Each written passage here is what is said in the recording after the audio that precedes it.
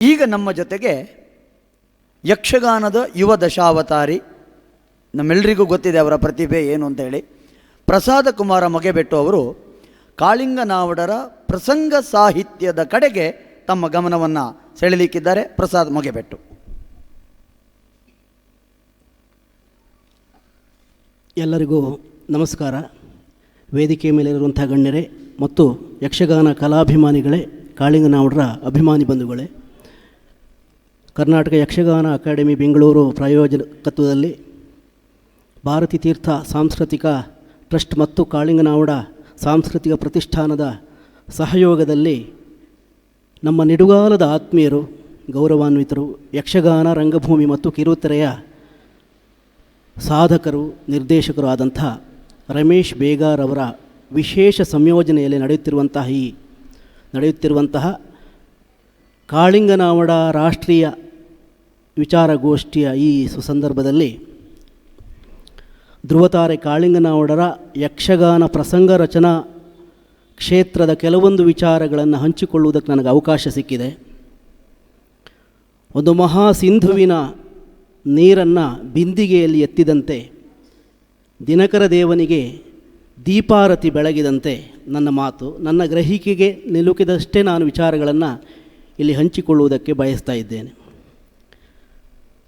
ಕರಾವಳಿಯ ಕಮನೀಯ ಕಲೆಯಾದಂಥ ಯಕ್ಷಗಾನ ರಂಗಭೂಮಿಯ ಬಡಗುತಿಟ್ಟಿನ ಅನಭಿಷಿಕ್ತ ಗಾನ ಸಾಮ್ರಾಟರಾಗಿ ಹಿಮಾಲಯದೆತ್ತರದ ಕೀರ್ತಿಯನ್ನು ಸಂಪಾದಿಸಿದಂತಹ ಕಾಳಿಂಗನಾವಡರು ಎಷ್ಟು ದೊಡ್ಡ ಭಾಗವತರೋ ಅಷ್ಟೇ ಶೃಂಗ ಸಾರ್ಥಕ್ಯವನ್ನು ಒಬ್ಬ ಶ್ರೇಷ್ಠ ಪ್ರಸಂಗ ಕವಿಯಾಗಿಯೂ ಅವರು ಕಂಡಿದ್ದಾರೆ.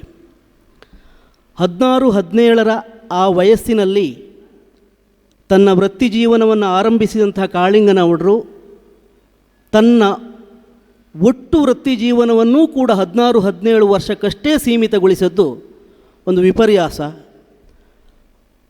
ನಿಜಕ್ಕೂ ಒಂದು ಕರಾಳ ಇತಿಹಾಸ ಯಕ್ಷಗಾನ ಲೋಕಕ್ಕೆ ಎನ್ನುವುದಾಗಿ ಹೇಳಬಹುದಾಗ್ತದೆ. ಈ ಅತ್ಯಲ್ಪ ಅವಧಿಯಲ್ಲಿ ಕಾಳಿಂಗನಾವಡರು ಒಂದೆಡೆಯಲ್ಲಿ ಸರ್ವಮಾನ್ಯ ಭಾಗವತರಾಗಿ ರಾರಾಜಿಸಿದರೆ, ಮತ್ತೊಂದೆಡೆಯಲ್ಲಿ ಸಾರ್ವಕಾಲಿಕ ಶ್ರೇಷ್ಠ ಯಕ್ಷಗಾನ ಪ್ರಸಂಗಗಳನ್ನು ನೀಡುವ ಮೂಲಕ ಒಬ್ಬ ಶ್ರೇಷ್ಠ ಪ್ರಸಂಗ ಕವಿಯಾಗಿ ದಾಖಲಾಗ್ತಾರೆ.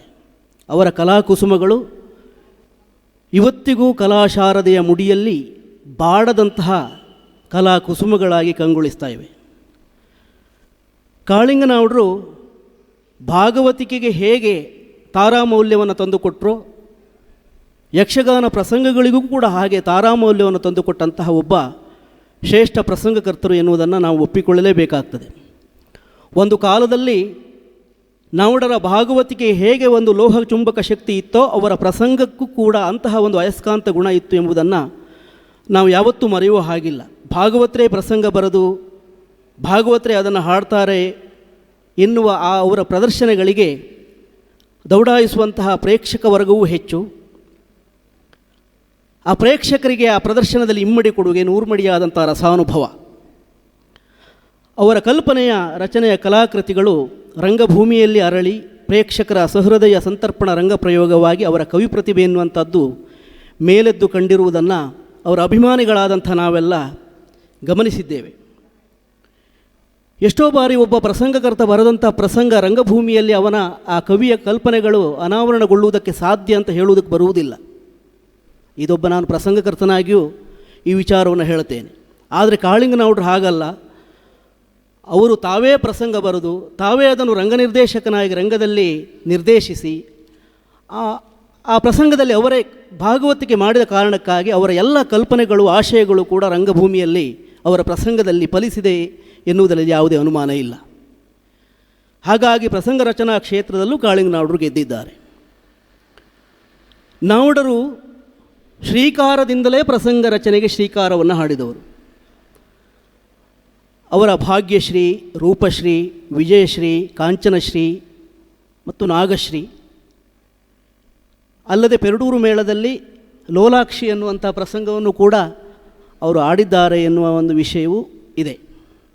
ಹೀಗೆ ಅವರು ಪ್ರದರ್ಶಿಸಿದಂತಹ ಎಲ್ಲ ಪ್ರಸಂಗಗಳು ಒಂದಲ್ಲ ಒಂದು ರೀತಿಯಲ್ಲಿ ಯಕ್ಷಗಾನ ರಂಗಭೂಮಿಯಲ್ಲಿ ಸಂಚಲನವನ್ನು ಉಂಟು ಮಾಡಿದೆ. ಪ್ರಸಂಗ ಕವಿ ಕಾಳಿಂಗನಾವುಡರ ದೂರದರ್ಶಿತ್ವ ಹೇಗಿತ್ತಂದರೆ, ಅವರ ಆ ಒಂದು ರಚನೆಯ ಪ್ರಸಂಗಗಳು ಒಂದು ಕಾಲಮಾನಕ್ಕಷ್ಟೇ ಸೀಮಿತ ಆಗಬಾರದು, ಅದು ಸಾರ್ವಕಾಲಿಕ ಶ್ರೇಷ್ಠ ಕೃತಿಗಳಾಗಿ ನಿಲ್ಲಬೇಕು ಎನ್ನುವ ನೆಲೆಯಲ್ಲಿಯೇ ಅವರು ಪ್ರಸಂಗವನ್ನು ರಚಿಸಿದ್ದಾರೆ ಎಂಬಂತೆ ನಮಗೆ ತೋರ್ತದೆ. ಯಾಕೆಂದರೆ ಅವರು ರಚಿಸಿದಂತಹ ಎಲ್ಲ ಪ್ರಸಂಗಗಳು, ಪ್ರದರ್ಶಿಸಿದಂತಹ ಎಲ್ಲ ಮೇಳಗಳ ಗಲ್ಲಾಪೆಟ್ಟಿಗೆಯ ಒಳಗೆ ಧನಲಕ್ಷ್ಮಿಯನ್ನು ಸ್ವಾಗತಿಸಿ ಹಿಡಿದು ಕೂರಿಸುವಲ್ಲಿ ಯಶಸ್ವಿಯಾಗಿವೆ. ನಾಗಶ್ರೀಯಂತಹ ಒಂದು ಪ್ರಸಂಗವನ್ನೇ ನಾವು ತೆಗೆದುಕೊಂಡರೆ, ಆ ಕಾಲದಲ್ಲಿ ಸಾಲಿಗ್ರಾಮ ಮೇಳದ ಒಂದು ಬ್ರಹ್ಮಾಸ್ತ್ರ ಪ್ರಯೋಗವಾಗಿ ಸಂಚಲನವನ್ನು ಉಂಟು ಮಾಡಿದಂತಹ ಒಂದು ವಿಶೇಷ ದಾಖಲೆ ನಿರ್ಮಿಸಿದಂತಹ ಒಂದು ಪ್ರಸಂಗ. ಇವತ್ತಿಗೂ ಆ ಪ್ರಸಂಗ ಉಳಿದುಕೊಂಡಿದೆ. ಇವತ್ತೂ ನಾಗಶ್ರೀ ಪ್ರಸಂಗ ಪ್ರದರ್ಶನ ಅಂತ ಹೇಳಿದರೆ ಅದೇ ಗುಂಗು, ಅದೇ ನಿರೀಕ್ಷೆಯಲ್ಲಿ ಪ್ರೇಕ್ಷಕ ಸಾಗರ ಏರ್ಪಡುವುದನ್ನು ನಾವೆಲ್ಲ ಗಮನಿಸಿದ್ದೇವೆ. ಇದು ಮೌಲ್ಯಾಧಾರಿತ ಪ್ರಸಂಗವಂದರೆ ಅಂತಸತ್ವ, ನಿಜವಾದ ಒಂದು ಪ್ರಸಂಗದ ಗಟ್ಟಿತನ ಅಂತ ಹೇಳುವುದರಲ್ಲಿ ಯಾವುದೇ ಅನುಮಾನ ಇಲ್ಲ. ಸಾವಿರ ಪ್ರದರ್ಶನಗಳನ್ನು ಕಂಡಂತಹ ಒಂದು ದಾಖಲೆಯ ಪ್ರಸಂಗ ಕಾಳಿಂಗನಾವುಡರ ನಾಗಶ್ರೀ. ನಾಗಶ್ರೀ ಪ್ರಸಂಗವನ್ನು ಪ್ರದರ್ಶಿಸದೇ ಇರುವಂತಹ ಮೇಳಗಳೇ ಇಲ್ಲ ಅಂತ ಹೇಳಬಹುದು. ಅಲ್ಲೆಲ್ಲ ಕಾಳಿಂಗನಾವುಡರು ನೆನಪಾಗಿದ್ದಾರೆ. ಅಂದು ನಾಗಶ್ರೀ ಪ್ರಸಂಗಕ್ಕೆ ಕಾಳಿಂಗನಾವುಡರು ಸಂಯೋಜಿಸಿದಂತಹ ಆ ರಾಗಗಳ ಬಳಕೆ, ವೇಷಗಳ ವಿಧಾನ, ರಂಗ ನಿರ್ದೇಶಕತ್ವ ಇವೆಲ್ಲವೂ ಕೂಡ ಇವತ್ತು ನಾಗಶ್ರೀ ಪ್ರದರ್ಶನ ಆಗುವಂಥ ಸಂದರ್ಭದಲ್ಲಿ ಅದೇ ನಿಯಮವನ್ನು ಪಾಲಿಸ್ತಾ ಬರ್ತಾ ಇರುವುದು ಅವರ ಆ ಒಂದು ಪ್ರಸಂಗ ರಚನಾ ವೈಶಿಷ್ಟ್ಯ ಮತ್ತು ವಿಶೇಷ ಎನ್ನುವುದಾಗಿ ಹೇಳಬಹುದು. ಕಾಳಿಂಗನಾವುಡರ ಸಿರಿಕಂಠಕ್ಕೆ ಆಗಲೇ ಮಾರು ಹೋದಂಥ ಪ್ರೇಕ್ಷಕ ಸಮುದಾಯ ಅವರ ರಚನೆಯ ನಾಗಶ್ರೀ ಪ್ರಸಂಗವನ್ನು ಕಂಡ ಮೇಲಂತೂ ಯಕ್ಷಗಾನ ರಂಗಭೂಮಿಗೆ ಸಂಪೂರ್ಣವಾಗಿ ಸಮರ್ಪಣೆ ಆದರು ಎನ್ನುವಂಥ ವಿಷಯ ನಾವಿಲ್ಲಿ ಹೇಳಲೇಬೇಕಾಗಿದೆ. ಯಾಕೆಂದರೆ ಇದರಲ್ಲಿ ನಾನು ಒಬ್ಬ. ಕಾಳಿಂಗನಾವುಡರ ಪ್ರಭಾವ ವಲಯದಲ್ಲಿ ಸಿಕ್ಕಿ ಯಕ್ಷಗಾನ ರಂಗಭೂಮಿಗೆ ನಾನು ಬರುವುದಕ್ಕೆ ಕಾರಣ ಕಾಳಿಂಗನಾವುಡರು ಮತ್ತು ಇಂಥ ಒಂದು ಕಾರ್ಯಕ್ರಮನ ಸಂಯೋಜಿಸಿದಂಥ ನಮ್ಮ ರಮೇಶ್ ಬೇಗಾರ್ರವರು. ಯಾಕೆಂದರೆ ಆ ಕ್ಯಾಸೆಟ್ಗಳೇ ನಮಗೆ ಪ್ರೇರಣೆ ಆಗಿವೆ. ಎಷ್ಟೋ ಮಂದಿ ತಾವೂ ಕೂಡ ಕಲಾವಿದರಾಗಬೇಕೆನ್ನುವ ಹಾಗೆ ಹಾತೊರೆದರು. ಎಷ್ಟೋ ಮಂದಿ ಕಲಾವಿದರು ತಾವು ತಾಳ ಹಿಡಿದು ಭಾಗವತಿಗೆ ಮಾಡುವಂಥ ಕನಸುಗೊಂಡರು. ನಾಗಶ್ರೀ ಪ್ರಸಂಗವನ್ನು ಪ್ರದರ್ಶನ ಮಾಡಿದಂತಹ ಮೇಳಕ್ಕೂ ಕೀರ್ತಿ ಸಿಕ್ಕಿತು. ನಾಗಶ್ರೀ ಪ್ರಸಂಗದಲ್ಲಿ ಅಭಿನಯಿಸಿದಂಥ ಕಲಾವಿದರಿಗೂ ಕೀರ್ತಿ ಸಿಕ್ಕಿತು. ನಮ್ಮ ಸದಾಶಿವಮೀನ್ ಭಾಗವತರು ಇದ್ದಾರೆ. ಎಷ್ಟೋ ಮಂದಿ ಪ್ರಸಿದ್ಧರಾದರು. ಗಲ್ಲಾಪೆಟ್ಟಿಗೆಯ ದಾಖಲೆಯಲ್ಲಿಯೂ ಕೂಡ ಆ ಪ್ರಸಂಗ ದಾಖಲೆಯನ್ನು ಬರೆಯಿತು. ಅಂದರೆ ಒಂದು ಪ್ರಸಂಗ ಬಹುನೆಲೆಯಲ್ಲಿ ತನ್ನ ಹಾಸು ಬೀಸುಗಳನ್ನು ವಿಸ್ತರಿಸಿಕೊಳ್ಳುವಂಥ ಬಗೆ ಇದು ಎನ್ನುವ ವಿಚಾರವಾಗಿ ನಾನು ಈ ಮಾತನ್ನು ಹೇಳಿದೆ. ಈಗಾಗಲೇ ಹೇಳಿದರು ಪುಡಿಯೂರು ಸರ್ ಮತ್ತು ಶ್ರೀಕಾಂತ್ ಸರ್ ಅವರು ಹೇಳಿದ ಹಾಗೆ, ಕಾಳಿಂಗನಾವುಡರಿಗೆ ಯಾವ್ಯಾವ ಕಲಾವಿದರಲ್ಲಿ ಯಾವ್ಯಾವ ನೈಪುಣ್ಯ ಎಷ್ಟಿದೆ ಎನ್ನುವಂಥ ಇಂಗಿತಜ್ಞತೆ ಇರುವುದರಿಂದ ಅವರ ಪ್ರಸಂಗಗಳಲ್ಲಿ ಕಲಾವಿದರಿಗೆ ಪ್ರತಿಭಾದರ್ಶನಕ್ಕೆ ಬೇಕಾದಂಥ ಪಾತ್ರಗಳೇ ಸೃಷ್ಟಿಯಾಗಿವೆ. ಹಾಗೆಂದು ಅವರು ಕಲಾವಿದರನ್ನು ಕೇಂದ್ರೀಕರಿಸಿ ಪ್ರಸಂಗ ಬರೆದರು ಅಂತ ಹೇಳಲಿಕ್ಕೆ ಬರುವುದಿಲ್ಲ. ಪ್ರಸಂಗಕ್ಕೆ ಸಮುಚಿತವಾದಂಥ ಕಲಾವಿದರನ್ನು ಬಳಕೆ ಮಾಡಿಕೊಂಡು ಕಲಾವಿದರ ಯೋಗ್ಯತಾನುಸಾರವಾದಂಥ ಪಾತ್ರವನ್ನು ಅವರು ಹಂಚಿಕೆ ಮಾಡಿದ್ದಾರೆ. ಇದು ಬಹಳ ವಿಶೇಷ. ರಂಗ ಪ್ರಸಂಗದಲ್ಲಿ ಹಿಮ್ಮೇಳದೊಂದಿಗೂ ಕೂಡ ಮುಮ್ಮೇಳವೂ ಕೂಡ ಎದ್ದು ಕಾಣುವಂತೆ ಅವರು ಮಾಡಿದ್ದಾರೆ ತನ್ನ ಪ್ರಸಂಗದಲ್ಲಿ. ಸೃಷ್ಟಿಶೀಲತೆ ಮತ್ತು ಪ್ರಯೋಗಶೀಲತೆ ಎನ್ನುವಂಥದ್ದು ಸಮಾನಾಂತರ ರೇಖೆಗಳಲ್ಲ, ಅವೆರಡ ಮುಖಗಳು ಬೇರೆ ಬೇರೆ ಆಗಿರ್ತದೆ.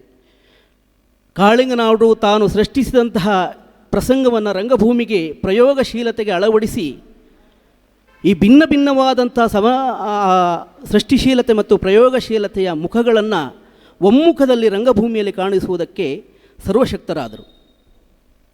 ನಾವುಡರ ರಚನೆಯ ಪ್ರಸಂಗಗಳು ಇಡೀ ರಾತ್ರಿಯ ಪ್ರದರ್ಶನಕ್ಕೂ ಒಗ್ಗುತ್ತವೆ, ಕಾಲಮಿತಿಯ ಪ್ರದರ್ಶನಕ್ಕೂ ಒಪ್ಪುತ್ತವೆ. ಇದು ಬಹಳ ವಿಶೇಷವಾದಂಥ ವಿಷಯ. ಅಂದರೆ ಕಲಾವಿದರ ಮಿತಿಗೂ ಆಗ್ತದೆ, ಕಾಲಮಿತಿಗೂ ಅನುಕೂಲಕರ ಆಗುವಂತೆ ಅವರು ಪ್ರಸಂಗವನ್ನು ರಚಿಸಿದ್ದಾರೆ. ಒಂದು ರಾತ್ರಿಯ ಪ್ರದರ್ಶನದಲ್ಲಿ ನಾಗಶ್ರೀ ಪ್ರಸಂಗವನ್ನು ಕಾಣಬಹುದು, ಪೌರಾಣಿಕ ಪ್ರಿಯರು ಪೌರಾಣಿಕ ಪ್ರಸಂಗವನ್ನು ಕಾಣಬಹುದು ಎಂಬ ನೆಲೆಯಲ್ಲಿ ಆ ಪ್ರಸಂಗಗಳನ್ನು ಅವರು ರಚಿಸ್ತಾ ಹೋಗಿದ್ದಾರೆ. ಇದು ಕಾಳಿಂಗನಾವುಡರು ಪ್ರಸಂಗ ರಚನೆಯ ವಿಧಾನದಲ್ಲಿ ಬಳಸಿದಂಥ ಒಂದು ತಂತ್ರ, ಬಹಳ ಗಮನಾರ್ಹವಾದದ್ದು. ಇನ್ನು ಪೌರಾಣಿಕ ಆವರಣ ಎನ್ನುವಂಥದ್ದು ಯಕ್ಷಗಾನ ರಂಗಭೂಮಿಯ ಅನನ್ಯತೆ. ಇದು ಎಲ್ಲರೂ ತಿಳಿದಿರುವಂತಹ ಒಂದು ವಿಷಯ. ಇಲ್ಲಿನ ಒಟ್ಟು ಅಂಗೋಪಾಂಗಗಳು ಕೂಡ ಈ ಒಂದು ಅನನ್ಯತೆಗೆ ಪುಷ್ಟಿ ನೀಡುವಂಥದ್ದು.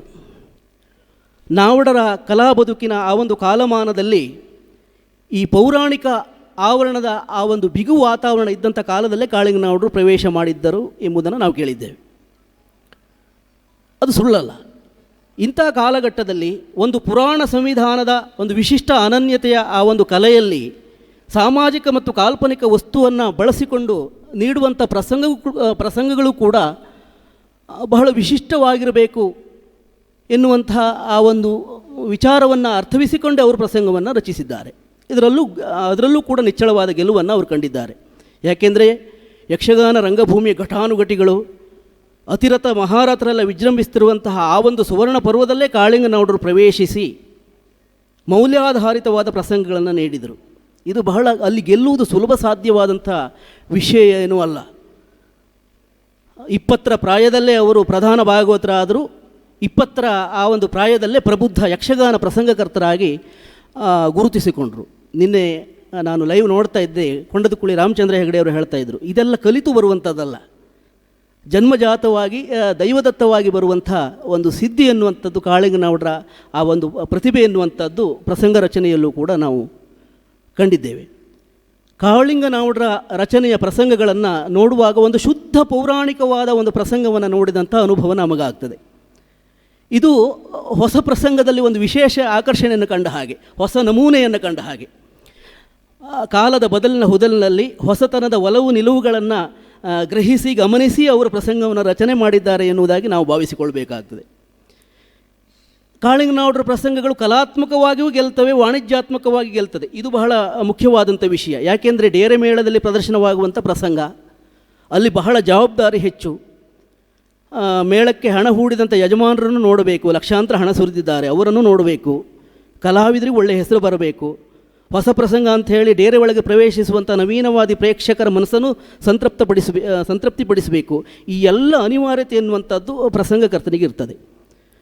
ಆ ಎಲ್ಲ ಅಂಶಗಳನ್ನು ಮನಸ್ಸಿನಲ್ಲಿ ಗಮನೀಕರಿಸಿಕೊಂಡು ಕಾಳಿಂಗನವಡರು ಪ್ರಸಂಗ ನೀಡಿದರು. ಅವರ ಪ್ರಸಂಗಗಳು ಕಲಾತ್ಮಕವಾಗಿ ಮತ್ತು ವಾಣಿಜ್ಯಾತ್ಮಕವಾಗಿ ಎರಡು ಮುಖಗಳಲ್ಲಿಯೂ ಗೆಲ್ಲುವುದಕ್ಕೆ ಸಾಧ್ಯವಾಗಿದೆ. ಅಂಥ ಒಂದು ಶ್ರೇಷ್ಠ ಕವಿ ಕಾಳಿಂಗನವಡರು. ಯಕ್ಷಗಾನ ಪ್ರಸಂಗಗಳು ಸಾಹಿತ್ಯ ಕೃತಿ ಮತ್ತು ರಂಗಕೃತಿ ಎಂಬ ನೆಲೆಯಲ್ಲಿ ನಾವು ವಿವೇಚಿಸಬೇಕಾಗ್ತದೆ. ಕಾಳಿಂಗನವಡರ ಪ್ರಸಂಗಗಳು ಸಾಹಿತ್ಯ ಕೃತಿಗಳು ಹೌದು, ರಂಗಕೃತಿಗಳು ಹೌದು. ಎಷ್ಟೋ ಬಾರಿ ನಾವು ನಮ್ಮ ಪ್ರಸಂಗಗಳನ್ನು ನೋಡುವಾಗ ಅವು ರಂಗಕೃತಿಗಳಾಗಿ ಕಾಣುವುದಕ್ಕೆ ಸಾಧ್ಯ ಇಲ್ಲ, ಸಾಹಿತ್ಯ ಕೃತಿಗಳೇ ಆಗೇ ಇರ್ತದೆ. ಆದರೆ ಕಾಳಿಂಗನವಡರು ರಚಿಸಿದಂಥ ಎಲ್ಲ ಪ್ರಸಂಗಗಳು ಕೂಡ ಸಾಹಿತ್ಯ ಕೃತಿಗಳು ಹೌದು, ರಂಗಕೃತಿಗಳು ಹೌದು. ಯಾಕೆಂದರೆ ಅವರ ಪ್ರಸಂಗಗಳು ಈಗಿನ ಪ್ರಸಂಗಗಳಂತೆ ಒಂದೇ ವರ್ಷ ಆಯುಷ್ಯವಲ್ಲ ಅವರ ಪ್ರಸಂಗಕ್ಕೆ. ಈಗಲೂ ಅವರ ಪ್ರಸಂಗಗಳು ಪ್ರಸ್ತುತ ಆಗ್ತದೆ. ಅದೇ ಒಂದು ಜ್ವಲಂತ ನಿದರ್ಶನ. ಯಾವುದೇ ಕಥೆಗೆ ಆಯ್ಕೆ ಮಾಡಿಕೊಳ್ಳುವಂಥ ವಸ್ತುವು ಕೂಡ ಅಷ್ಟೇ ಪ್ರಮುಖವಾದದ್ದು ಎನ್ನುವುದನ್ನು ಕಾಳಿಂಗನವಡರು ತಮ್ಮ ಎಲ್ಲ ಪ್ರಸಂಗಗಳಲ್ಲೂ ಜಾಣ್ಮೆಯಿಂದ ತೋರಿಸಿರುವುದನ್ನು ನಾವು ಗಮನಿಸಬಹುದು. ನಾಗಶ್ರೀ ಪ್ರಸಂಗವನ್ನು ತೆಗೆದುಕೊಂಡ್ರೆ ನಮ್ಮ ಪೌರಾಣಿಕ ಪ್ರಸಂಗದ ಭೀಷ್ಮೋತ್ಪತ್ತಿಯ ಒಂದು ಪೌರಾಣಿಕ ಎಳೆಯನ್ನು ನಾವು ಆ ನಾಗಶ್ರೀ ಪ್ರಸಂಗದಲ್ಲಿ ನೋಡುವುದಕ್ಕೆ ಸಾಧ್ಯ ಆಗ್ತದೆ. ಅದು ಕಾಳಿಂಗನವಡರು ಪೌರಾಣಿಕವಾಗಿ ಹೊಸ ಪ್ರಸಂಗ ಕಾಣಬೇಕು ಎನ್ನುವ ನಿಟ್ಟಿನಲ್ಲಿ ಒಂದು ಸಾಧಿಸಿದಂತಹ ಒಂದು ವಿಶಿಷ್ಟವಾದಂಥ ಒಂದು ತಂತ್ರ. ಅರಸನೊಬ್ಬನ ಕ್ರೌರ್ಯ, ಅಬಲೆಯ ವಿಷಾದನೀಯತೆ, ಸಬಲೆಯವರುಗಳ ಶಕ್ತಿಗಾರಿಕೆ, ಅಣ್ಣ ತಂಗಿಯ ಆ ಬಾಂಧವ್ಯ ಎನ್ನುವಂಥದ್ದು ಎಷ್ಟು ಹೃದಯಂಗಮವಾಗಿ ಅವರು ಆ ನಾಗಶ್ರೀ ಪ್ರಸಂಗದಲ್ಲಿ ತೋರಿಸುವುದಕ್ಕೆ ಶಕ್ತರಾಗಿದ್ದಾರೆ. ನೀಲಗಗನದೊಳು ಮೇಘಗಳ ಎನ್ನುವಂಥ ಆ ಒಂದು ಪದ್ಯ ಎನ್ನುವಂಥದ್ದು ಆ ನಾಗಶ್ರೀ ಪ್ರಸಂಗದ ಹೈಲೈಟ್, ವಿಶೇಷ ಆಕರ್ಷಣೆಯಾಗಿ ಮೂಡಿಬಂದಿದೆ. ಇನ್ನು ವಿಜಯಶ್ರೀ ಪ್ರಸಂಗದಲ್ಲಿ ಹೆಣ್ಣಿನ ಉಭಯ ಮುಖಗಳು ಮತ್ತು ಸ್ವಯಂವರ ಸನ್ನಿವೇಶಗಳು ಈ ಯಕ್ಷಗಾನಿಯ ಆವರಣದಲ್ಲಿ ಮೂಡಿಬಂದಿದೆ. ಇನ್ನು ಕಾಂಚನಶ್ರೀ ಪ್ರಸಂಗದಲ್ಲಿ ಪ್ರೇತಾತ್ಮವನ್ನು ವಿಶೇಷವಾಗಿ ಅವರು ಬಳಸಿಕೊಂಡಿದ್ದಾರೆ. ತಂದೆಯ ಪ್ರೇತಾತ್ಮವನ್ನು ಮಗಳ ಕೈಯಿಂದಲೇ ದುಷ್ಟರ ವಧೆಯನ್ನು ಮಾಡಿಸುವಂತಹ ಒಂದು ವಿಶಿಷ್ಟ ತಂತ್ರಗಾರಿಕೆ ಎನ್ನುವಂಥದ್ದು ಕಾಂಚನಶ್ರೀ ಪ್ರಸಂಗದಲ್ಲಿ ಅವರು ಮಾಡಿದ್ದಾರೆ. ರೂಪಶ್ರೀ ಪ್ರಸಂಗದಲ್ಲಿ ರಾಜ್ಯ ಲೋಭ, ಕಾರುಣ್ಯಪರತೆ ಇದೆಲ್ಲ ಬಹಳ ಹೃದಯಸ್ಪರ್ಶಿಯಾಗಿ ಮೂಡಿಬಂದಿದೆ. ನಾವಡರ ಪ್ರಸಂಗಗಳು ಯಾವುದರ ಅತಿರಂಜಕ ಅಭಿವ್ಯಕ್ತಿ ಇಲ್ಲದೆ ಸುಸಂಬದ್ಧವಾದ ಸಂವಿಧಾನದ ಸಪ್ರಮಾಣ ರಸವ್ಯಂಜಕತೆಯಿಂದ ಮೂಡುವಂಥ ಉದ್ಬೋಧಕ ಕಲಾಕೃತಿಗಳು ಎಂಬುದರಲ್ಲಿ ಯಾವುದೇ ಅನುಮಾನ ಇಲ್ಲ. ಕೇವಲ ಹೊಸತನಕ್ಕಾಗಿ ಪ್ರೇಕ್ಷಕರ ಕ್ಷುದ್ರ ಅಭಿರುಚಿಗೆ ತಾನು ಸ್ಪಂದಿಸದೆ ತಾನು ಹೊಸ ಪ್ರಸಂಗದಲ್ಲಿ ಏನು ನಾವೀನ್ಯವನ್ನು ನೀಡಿದ್ದೇನೆ ಅದನ್ನು ಮನಸ್ವಿ ಸ್ವೀಕರಿಸುವಂತೆ ಮಾಡಿದಂತಹ ಒಬ್ಬ ಶ್ರೇಷ್ಠ ಪ್ರಸಂಗಕರ್ತರಿದ್ದರೆ ಅದು ಕಾಳಿಂಗನವಡರು.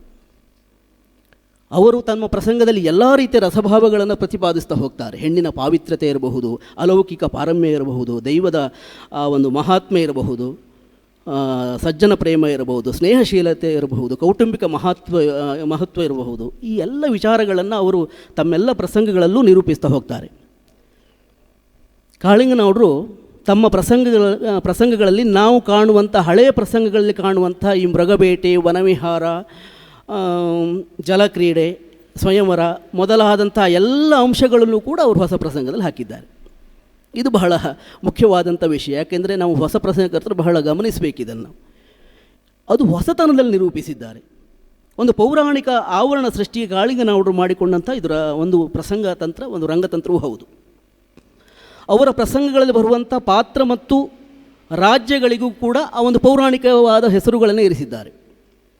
ನಾವುಡರ ವಿವಿಧ ಪ್ರಸಂಗಗಳಲ್ಲಿ ಬರುವಂತಹ ಯಾವುದೇ ನೀವು ಪ್ರಸಂಗವನ್ನು ನೋಡಿ, ಅವರ ಆ ಒಂದು ಪ್ರಸಂಗಗಳಲ್ಲಿ ಬರುವಂಥ ಪಾತ್ರಗಳಿಗೆ ಶೂರಸೇನ, ಪದ್ಮಸೇನ, ಸತ್ಯವರ್ಮ, ಸುದರ್ಶನ, ಬಾಹುಬಲ ಈ ರೀತಿಯ ಒಂದು ಪೌರಾಣಿಕವಾದಂಥ ಹೆಸರುಗಳನ್ನು ಅವರು ಇರಿಸಿದ್ದಾರೆ. ಇನ್ನು ರಾಜ್ಯಗಳು ಕಾಂಬೋಜ, ಆವಂತಿ, ಮಣಿಪುರ, ಕಳಿಂಗ ಈ ರೀತಿಯ 56 ದೇಶಗಳ ಆ ಒಂದು ಹೆಸರುಗಳನ್ನೇ ಅವರು ಹೆಚ್ಚಾಗಿ ಬಳಕೆ ಮಾಡಿದ್ದಾರೆ. ಅಂದರೆ ಪೌರಾಣಿಕವಾಗಿಯೂ ಪ್ರೇಕ್ಷಕ ಇರಬೇಕು ಎನ್ನುವಂತಹ ಆ ಒಂದು ಪ್ರಸಂಗ ರಚನಾ ತಂತ್ರ ಎನ್ನುವುದು ಅವರಲ್ಲಿತ್ತು. ಹಾಗೆ ಪೌರಾಣಿಕ ಹೆಸರುಗಳನ್ನು ಮಾತ್ರ ಕಾಳಿಂಗನವರು ಇಟ್ಟರೋ ತೀರ ಹೊಸತನಕ್ಕೂ ಅವರು ತೆರೆದುಕೊಂಡವರು ನಾವು ಪ್ರಸಂಗಗಳನ್ನು ಗಮನಿಸುವಾಗ ಸಿಗ್ತದೆ. ಅವರು ಇರಿಸಿದಂಥ ಹೆಸರುಗಳು ಯಾವ ಪೌರಾಣಿಕ ಪ್ರಸಂಗಗಳಲ್ಲಿ ಸಿಗುವುದಿಲ್ಲ, ಯಾವ ಹೊಸ ಪ್ರಸಂಗಗಳು ಸಿಗುವುದಿಲ್ಲ, ನಾವು ಹಿಂದೆ ಎಲ್ಲಿಯೂ ಕೇಳುವುದಕ್ಕೆ ಸಾಧ್ಯ ಇಲ್ಲ. ಈಗ ನಾಗಶ್ರೀ ಪ್ರಸಂಗವನ್ನೇ ತೆಗೆದುಕೊಂಡರು, ಶಿಥಿಲ ಎನ್ನುವಂಥ ಹೆಸರು ಎಲ್ಲಿ ಬರ್ತದೆ? ಯಾವ ಪೌರಾಣಿಕ ಪ್ರಸಂಗದಲ್ಲೂ ಯಾವ ಹೊಸ ಪ್ರಸಂಗದಲ್ಲೂ ಇಲ್ಲ. ಶಿಥಿಲ, ಕೈರವ, ದಾರಿಕೆ, ವಿಜಯಶ್ರೀ ಪ್ರಸಂಗದ ಮಣಿಪ್ರಭೆ, ಇನ್ನು ಕಾಂಚನಶ್ರೀ ಪ್ರಸಂಗದಂಥ ಶಾರಿಕೆ, ರುಚಿರ, ರೂಪಶ್ರೀ ಪ್ರಸಂಗದ ಚಿತ್ರಾಯುಧ ಈ ಹೆಸರುಗಳಲ್ಲಿ ಎಲ್ಲಿ ಕಾಣುವುದಕ್ಕೆ ಸಾಧ್ಯ ಇದೆ? ಅವರು ಕಾಳಿಂಗನವರೇ ತಾವೇ ಸೃಷ್ಟಿಸಿದಂಥ ವಿಶೇಷವಾದಂಥ ಒಂದು ಹೆಸರುಗಳು. ಪ್ರಸಂಗ ಕವಿಯಾದಂಥ ಕಾಳಿಂಗನವರ ಕಥನ ಕಲೆಗಾರಿಕೆ ಮತ್ತು ರಂಗತಾಂತ್ರಿಕೆ ಎಷ್ಟು ಪ್ರಭಾವಪೂರ್ಣವೋ ಅವರ ಪದ್ಯ ರಚನೆಯೂ ಕೂಡ ಅಷ್ಟೇ ಗಮನಾರ್ಹವಾದದ್ದು, ಛಂದೋಬದ್ಧವಾದದ್ದು ಎನ್ನುವುದನ್ನು ನಾವು ಇಲ್ಲಿ ಗಮನಿಸಲೇಬೇಕಾಗ್ತದೆ. ನಮ್ಮ ಗುರುಗಳಾದಂಥ ಸದಾನಂದ ಐತಾಳ್ರಿ ಇಲ್ಲಿದ್ದಾರೆ. ಈ ಪ್ರಸಂಗ ರಚನೆ ಎನ್ನುವಂಥದ್ದು ದೇಸಿ ಛಂದಸ್ಸಿನಲ್ಲಿ ನಡೆಯುವಂಥ ಗೇಯವಾದ ಕಥನ ಕರ್ಮ. ಪ್ರಸಂಗ ಕವಿಗೆ ಎದುರಾಗುವಂಥ ಗಣ್ಯ ಸವಾಲು ಎನ್ನುವಂಥದ್ದು ಈ ಛಂದಸ್ಸಿನದ್ದು. ಒಂದು ಪದ್ಯದ ಸ್ವರೂಪವನ್ನು ಅಳೆಯುವಂಥ ಮಾನದಂಡ ಎನಿಸಿದಂಥ ಛಂದಸ್ಸನ್ನು ಕಾಳಿಂಗನವರು ಸಂಪೂರ್ಣವಾಗಿ ಅರಗಿಸಿಕೊಂಡೇ ಪದ್ಯ ರಚನೆ ಮಾಡಿದ್ದಾರೆ ಅಂತ ನಮಗನ್ನಿಸ್ತದೆ. ಯಾಕೆಂದರೆ ಅವರ ಎಲ್ಲ ಪದ್ಯಗಳನ್ನು ನೋಡುವಾಗ ಛಂದೋಬದ್ಧತೆ ಇರುವುದನ್ನು ನಾವು ಗಮನಿಸಿದ್ದೇವೆ. ಛಂದೋನಿಯತವಾದಂಥ ಲಯಗತಿಗೆ, ಪದ ಸಂಯೋಜನೆಗೆ ನಾವು ಸಾಮಾನ್ಯವಾಗಿ ಮುಟ್ಟು ಎನ್ನುವುದಾಗಿ ಕರಿತೇವೆ. ನಾವುಡರ ರಚನೆ ಎಲ್ಲ ಪ್ರಸಂಗಗಳಲ್ಲೂ ಒಂದು ರೀತಿಯ ಹಳೆಯ ಮುಟ್ಟುಗಳ ಪದ್ಯಗಳನ್ನೇ ನಾವು ನೋಡುವುದಕ್ಕೆ ಸಾಧ್ಯ ಇದೆ. ಆ ನೆಲೆಯಲ್ಲಿ ಅವರು ಪದ್ಯ ರಚನೆ ಮಾಡಿದ್ದಾರೆ. ಯಾಕೆಂದರೆ ಕಾಳಿಂಗನವರಿಗೆ ಎಲ್ಲ ಪೌರಾಣಿಕ ಪ್ರಸಂಗಗಳ ಪ್ರಭುತ್ವ ಮತ್ತು ಹಿಡಿತ ಇರುವುದರಿಂದ ಅವರ ರಚನೆ ಎಲ್ಲ ಪದ್ಯಗಳು, ಹೊಸ ಪ್ರಸಂಗದ ಪದ್ಯಗಳೂ ಕೂಡ ಹಳೆಯ ಮುಟ್ಟುಗಳಲ್ಲಿಯೇ ರಚನೆ ಆಗಿದೆ. ಇದು ಬಹಳ ಮುಖ್ಯವಾದಂಥ ವಿಷಯ. ಯಕ್ಷಗಾನದ ಕೃತಿಯು ಗೇಯಾತ್ಮಕವಾದ್ದರಿಂದ ಭಾಷೆಯ ಮರ್ಮಜ್ಞತೆಯನ್ನು ಮತ್ತು ವ್ಯಾಕರಣದ ಆಂತರ್ಯವನ್ನು ಅರಿತೇ ಅವರು ಪ್ರಸಂಗ ರಚನೆಯನ್ನು ಮಾಡುವಲ್ಲಿ ಯಶಸ್ವಿಯಾಗಿದ್ದಾರೆ. ಯಕ್ಷಗಾನ ಪ್ರಸಂಗ ಎನ್ನುವಂಥದ್ದು ಈಗಾಗಲೇ ಆ ವಿಷಯ ಬಂದಿದೆ, ಪ್ರೌಢವಾದ ಕಾವ್ಯ ಪ್ರಬಂಧ. ಅಲ್ಲಿ ಬಳಸುವಂಥ ಭಾಷೆಗಳ ಬಳಕೆಯೂ ಕೂಡ ಪ್ರೌಢವಾಗಿಯೇ ಇರಬೇಕು. ತೀರ ಸಣ್ಣದಾದಂಥ ಗ್ರಾಮ್ಯವಾದ ಭಾಷೆಗಳನ್ನು ಕಾಳಿಂಗನವರು ಪದ್ಯದಲ್ಲಿ ಬಳಸಲಿಲ್ಲ. ಪ್ರೌಢವಾದ ಭಾಷೆಯನ್ನೇ ಎಲ್ಲರಿಗೂ ಅರ್ಥವಾಗುವಂಥ ರೀತಿಯಲ್ಲಿ ಬಳಸಿದ್ದಾರೆ. ಅಂದರೆ ಪ್ರೇಕ್ಷಕರು ಕೂಡ ಸಾಮಾನ್ಯರಲ್ಲ, ಪ್ರೌಢರೇ ಎನ್ನುವ ರೀತಿಯಲ್ಲಿ ತಾವು ಆ ಪ್ರಸಂಗಗಳನ್ನು ಯಕ್ಷಗಾನ ಲೋಕಕ್ಕೆ ಸಮರ್ಪಣೆ ಮಾಡಿದ್ದಾರೆ.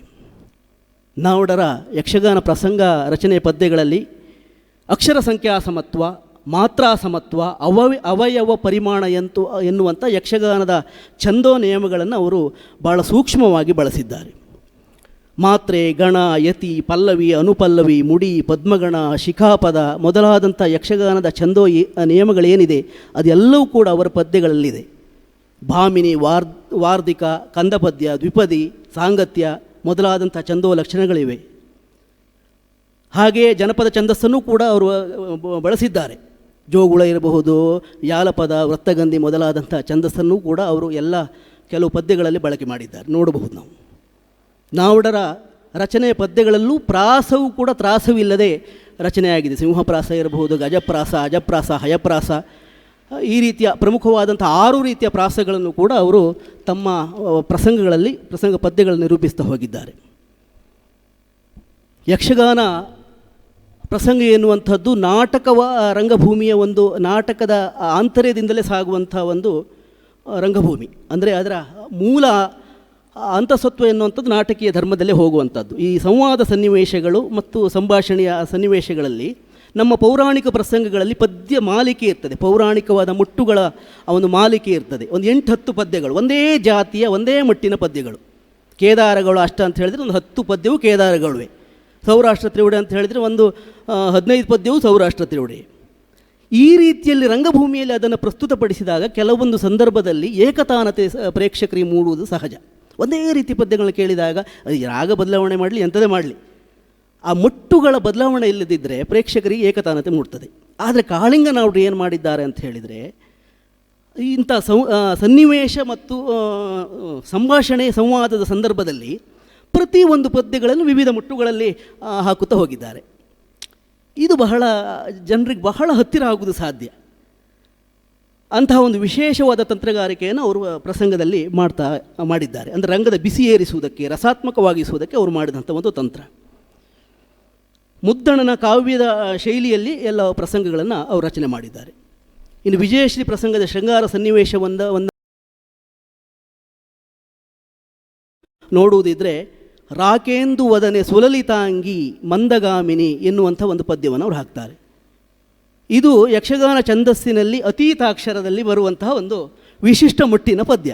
ಕುಮಾರ ವಿಜಯದಲ್ಲಿ ಬರ್ತದೆ, ಆನಂದಮುಖಿ ಸುಂದರಾಂಗಿ ಅಂತ. ಅಂತಹ ಒಂದು ಪದ್ಯವನ್ನು ಇವರು ಇಲ್ಲಿ ವಿಜಯಶ್ರೀ ಪ್ರಸಂಗದಲ್ಲಿ ಹಾಕಿದ್ದಾರೆ. ಇದು ಭಾಗವತರು ಹೇಳುವುದಕ್ಕೆ ಕಷ್ಟ, ಒಂದು ಅಕ್ಷರ ಹೆಚ್ಚು ಕಡಿಮೆ ಆದರೆ ಮುಂದೆ ಹೋಗುವುದಿಲ್ಲ. ಅದು ಯಾಕೆ ಕಾಳಿಂಗನವ್ರಿಗೆ ಸಾಧ್ಯ ಇದೆ. ಕಾಳಿಂಗನವರು ಯಾವುದೇ ರೀತಿಯ ಪದ್ಯಗಳನ್ನು ಹೇಳುವುದಕ್ಕೂ ಶಕ್ತರಾದ್ದರಿಂದ ಅವರ ಪ್ರಸಂಗ ರಚನೆಯಲ್ಲಿಯೂ ಕೂಡ ಅಂತಹ ಮುಟ್ಟುಗಳನ್ನು ವಿಶೇಷವಾಗಿ ಅವರು ಬಳಕೆ ಮಾಡಿದ್ದಾರೆ.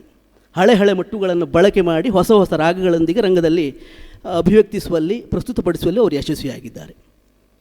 ಈ ಪದ್ಯ ಸಾಹಿತ್ಯ ಎನ್ನುವಂಥದ್ದು ಕೇಳುಗರಿಗೆ ಕಿವಿಗಿಂಪಾಗಿದ್ದರೆ ಸಾಲದು, ಅದು ಗಾನಾನುಕೂಲಿ ಆಗಿರಬೇಕು, ನಾದಾನುಕೂಲಿ ಆಗಿರಬೇಕು, ರಂಗಭೂಮಿಯಲ್ಲಿ ಅಭಿನಯಿಸುವಂಥ ಕಲಾವಿದನ ನಟನ ಅಭಿವ್ಯಕ್ತಿಗೆ ಸೂಕ್ತವಾಗಿರಬೇಕು ಆ ಪದ್ಯದ ಸೊಲ್ಲುಗಳು. ಈ ಎಲ್ಲ ವಿಚಾರಗಳನ್ನು ಅವರು ಅರಿತು ಅರ್ಥವಿಸಿಕೊಂಡೇ ಪದ್ಯ ರಚನೆ ಮಾಡಿದ್ದಾರೆ.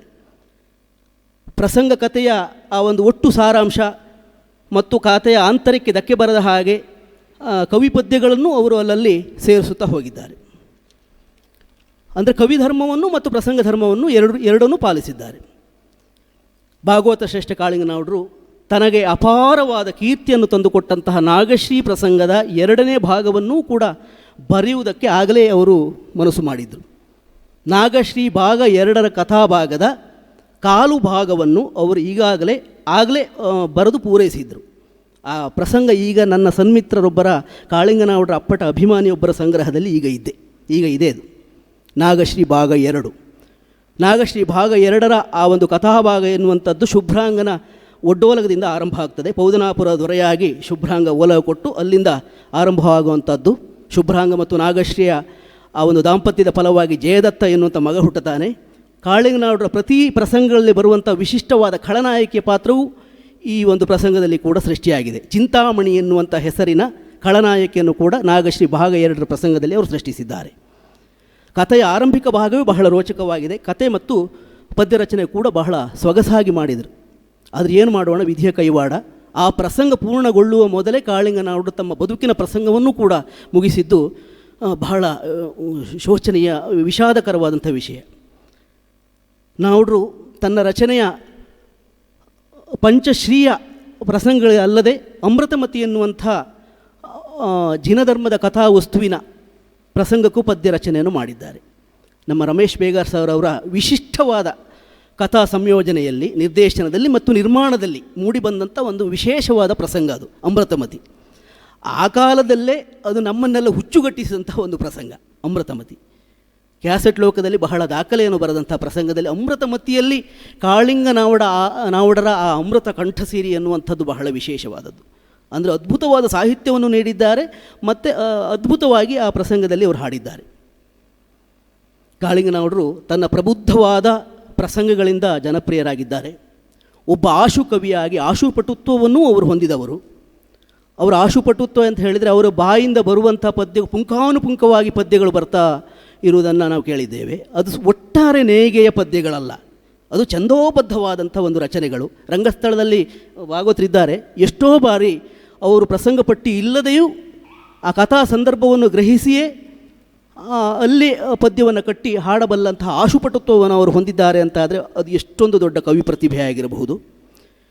ಅಂಥ ಶ್ರೇಷ್ಠ ಕಾಳಿಂಗನಾವಡರ ಎಲ್ಲ ಪ್ರಸಂಗಗಳು ಮುದ್ರಣ ರೂಪದಲ್ಲಿ, ಪುಸ್ತಕ ರೂಪದಲ್ಲಿ ಜನಮಾನಸಕ್ಕೆ, ಯಕ್ಷಗಾನ ಲೋಕಕ್ಕೆ ಪರಿಚಿತ ಆದರೆ ಒಳ್ಳೆಯದು.